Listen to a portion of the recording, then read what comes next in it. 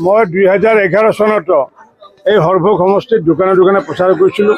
2016তো কৰিছিলোঁ, হৰভোগতে হওক বা বৰপেটা ৰোডতে হওক বা গোবৰ্ধনা অঞ্চলে হওক।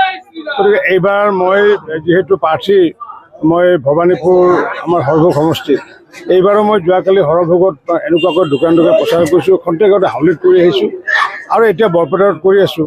আৰু যিহেতু দোকানীসকলে ব্যৱসায়ীসকলে যিহেতু আমাৰ সভাত যিহেতু যোৱাৰ কাৰণে তেওঁলোকে সুযোগ নাপায়, কাৰণ কিয় যিহেতু দোকানীসকলে যিহেতু ব্যৱসায় কৰিব লাগিব, যাৰ কাৰণে মই প্ৰত্যেকবাৰে দোকানীসকলক এবাৰ মাত লগাওঁ আৰু এই মাত লগোৱাৰ সময়ত ক্ৰেতা বিক্ৰেতা দুটাকে লগ পোৱা যায় আৰু সকলো পৰ্যায়ৰ মানুহ হয়তো কৃষকে হওক বা ঠেলা চালকে হওক বা সৰু গুমটি দোকানে হওক বা পাণ দোকানে হওক, আমাৰ কাৰণে ভোটৰ কাৰণে ইঞ্জিনিয়াৰৰ ভোটৰ কাৰণে যিটো ভেলু, মোৰ কাৰণে যিটো চেলুনৰ ভেলুটো আমাৰ কাৰণে সেইটো।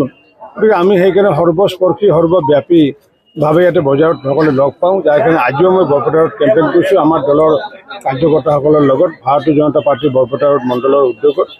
আৰু সকলোকে আহ্বান জনাইছোঁ যাতে বিপুল ভোটত যাতে আমাৰ NDA প্ৰাৰ্থীক যাতে জয়যুক্ত কৰে, কাৰণে তাৰ কাৰণে আমি আহ্বান জনাইছোঁ। চাওক, মাননীয় অটল বিহাৰী বাজপেয়ী ডাঙৰীয়াই যেতিয়া কাম কৰিছিলে, সেই সকলোৰ লগত কাম কৰিছিলে। মাননীয় অটল বিহাৰী বাজপেয়ী ডাঙৰীয়াই প্ৰথম হজ যাত্ৰীসকলৰ কাৰণে এৰোপ্লেনেৰে নিয়াৰ ব্যৱস্থা যদি কৰিছিলে, সেইটো অটল বিহাৰী বাজপেয়ীয়ে কৰিছিলে। ঠিক তেনেকুৱাকৈ নৰেন্দ্ৰ মোদী ডাঙৰীয়াই কয় যে সবকা সাথ সবকা বিকাশ সবকা বিশ্বাস, সেইখিনি কওঁতে তেওঁ কোৱা নাই যে সংখ্যালঘুসকলৰ লগত বিকাশ কৰিব নালাগে। গতিকে অটল বিহাৰী বাজপেয়ী ডাঙৰীয়া আৰু নৰেন্দ্ৰ মোদী ডাঙৰীয়াৰ যি আদৰ্শ, সেই আদৰ্শৰে মই কাম কৰি আছোঁ। তাত সংখ্যাগুৰুৱে হওক বা সংখ্যালঘুৱে হওক, তাত মোৰ কোনো ধৰণৰ কথা নাই, সমষ্টি জনসাধাৰণ। গতিকে অটল বিহাৰী বাজপেয়ীয়ে যি আদৰ্শ দেখাই থৈ গৈছে মোক, কাৰণ মই 92 চনতে ভাৰতীয় জনতা পাৰ্টীত যোগদান কৰা। গতিকে মই যেতিয়ালৈ বাচি থাকোঁ তেতিয়ালৈ অটল বিহাৰী বাজপেয়ী ডাঙৰীয়া আৰু নৰেন্দ্ৰ মোদী ডাঙৰীয়াৰ যি আদৰ্শ, সেই আদৰ্শৰে কাম কৰি যাওঁ। হয়, স্বাভাৱিকতে 2016 চনত মাননীয় প্ৰধানমন্ত্ৰী নৰেন্দ্ৰ মোদী ডাঙৰীয়া আহিছিলে আৰু আহি কেইবাটাও প্ৰাৰ্থী হৈ পেলাই কেম্পেইন কৰিছিলে।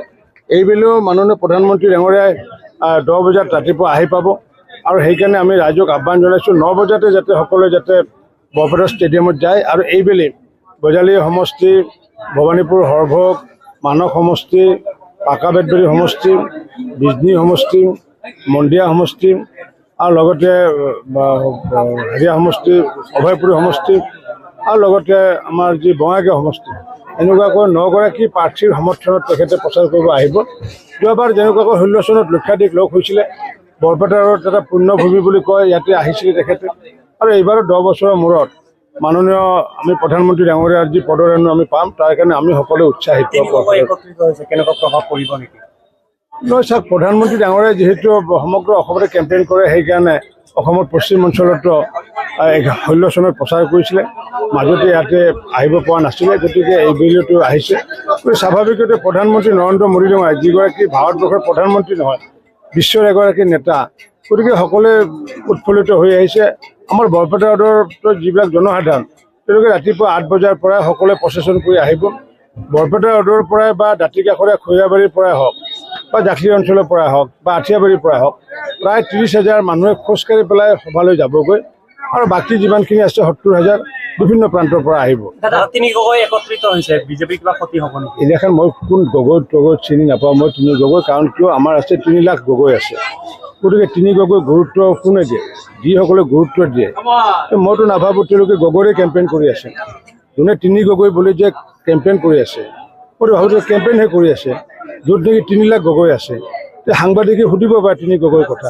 আমাৰ যিসকলে ৰাজনীতিবিদে উত্তৰ দিয়ে, মই ভাবোঁ তেওঁলোকে কেম্পেইনে কৰি আছে নেকি তেওঁলোকৰ, কাৰণ 3 গগৈ 3টা ব্যক্তিহে। আমি চাম আমাৰ যে 3 লাখ গগৈ আছে বিজেপিত, গগৈ উপাধিত, তেওঁলোকে আমাৰ কাৰণে সন্মানীয় ব্যক্তি। গতিকে 3 লাখ গগৈ সন্দৰ্ভতে আমি আলোচনা কৰিব লাগে। বিজেপিৰ যিসকলে নেতা তেওঁলোকে আলোচনা কৰে, তেওঁলোকেও সেইটো আলোচনা কৰে, 3 লাখ গগৈ আলোচনা কৰিব লাগে। মনোৰঞ্জন তালুকদাৰে কৈছে যে আপুনি এবাৰ ফেক্টৰী নহয় এই সমষ্টি। ভাল কথা, ভাল কথা, শুভেচ্ছা জনাই। এতিয়া অখিল গগৈৰ কথা মোৰ 6 নম্বৰ ৱাৰ্ডৰ বুথৰ সভাপতি আছে বা আমাৰ উত্তম সাহা আছে, আমাৰ যিটো এক্সিকিউটিভ মেম্বাৰ আছে, বা তেওঁ ক'ব, কাৰণ অখিল গগৈ সন্দৰ্ভত মইতো দূৰৰ কথা, আমাৰ মণ্ডল প্ৰেচিডেণ্ট পৰমানন্দ ৰায়েও বক্তব্য নিদিয়ে। আমি অখিল গগৈ সন্দৰ্ভত আপোনালোকক আহ্বান জনাইছোঁ, আমাৰ বুথৰ সভাপতিসকলৰ পৰা প্ৰতিক্ৰিয়া লোৱাৰ কাৰণে মই আহ্বান জনাইছোঁ।